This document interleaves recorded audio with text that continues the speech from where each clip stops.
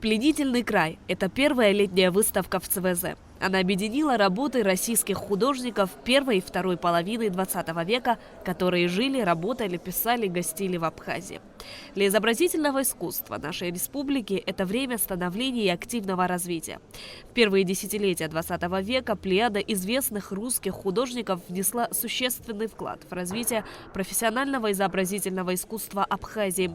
Их многообразная деятельность во многом определяла художественную жизнь страны в 20-30-х годах прошлого столетия. Представленная галерея портретов, пейзажей несет с собой интересный материал, который заставляет задуматься.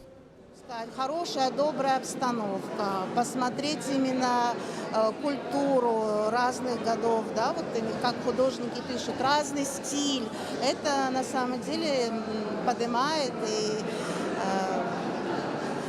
и статус Абхазии, и статус наших соотечественников. И то, что много людей сюда приходит, значит, это действительно востребовано. Красота всегда, на самом деле, всегда востребована, и мне очень нравится.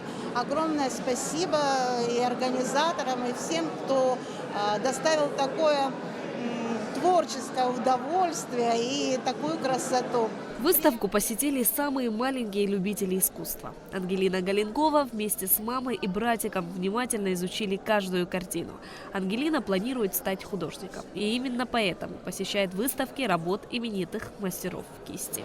Мне понравился натюрморт с арбузами, потому что от нее так и веет летом, свежестью и чем-то очень хорошим. Воспитанные в русско-европейской художественной традиции, имевшие за плечами иной опыт социокультурной жизни, русские художники, оказавшись в Абхазии, не могли не откликнуться на новые обстоятельства своей жизни, что ярко проявилось в их творчестве и общественной деятельности.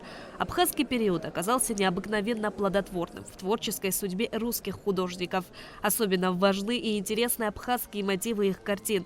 Абхазия стала для них не только второй родиной, но и неисчерпаемым источником творческого вдохновения. Они сыграли очень важную роль в формировании профессиональной среды, художественной среды. Это касается и училища, это касается и общественных организаций, при содействии которых они создавали.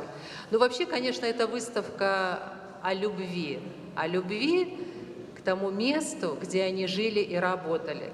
Иначе как понять, что действительно знаменитый русский художник Василий Шухаев, член объединения мира искусства, который ставил с Дягилевым в Париже. В 60-е годы он создает прекрасную серию «Нардский эпос». На выставке были представлены произведения живописи и графики из собрания Национальной картинной галереи Абхазии и частных коллекций. Выставка раскрывает тему культурного феномена творчества русских художников в Абхазии первой и второй половины XX века. Вы наверняка представлены работы Ершова, связанная с рождением Сосругу. Это, значит, так скажем, мировой эпос.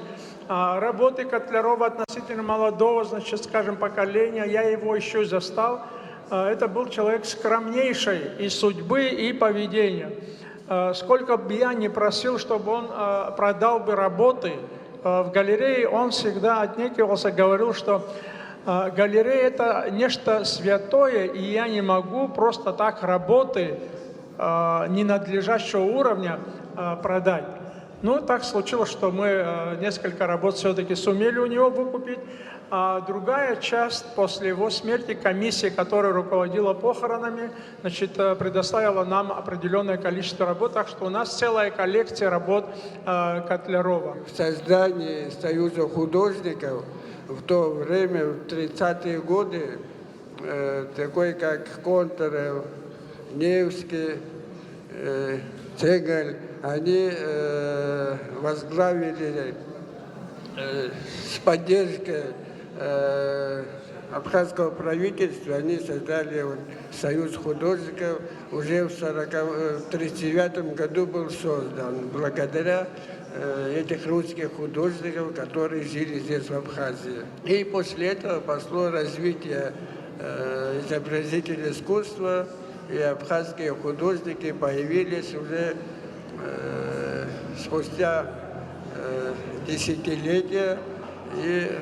бурное развитие проходило уже в 70-е годы. Мероприятие организовано при поддержке правительства Москвы, Департамента внешнеэкономических и международных связей города Москвы, Московского дома соотечественника и его филиала Дома Москвы в Сухуми. В прошлом году организовали в этом же прекрасном зале выставку, посвященную русским художникам, жившим и творившим в Абхазии в разные периоды времени. И уже тогда, учитывая тот факт, что в Абхазии хранится огромный пласт, огромное количество работ художников российских, было принято решение, что мы проведем это еще раз. И вот, слава богу, это мероприятие состоялось и в этом году. Я убежден, что представленные работы являются неотъемлемой частью богатого культурного наследия России.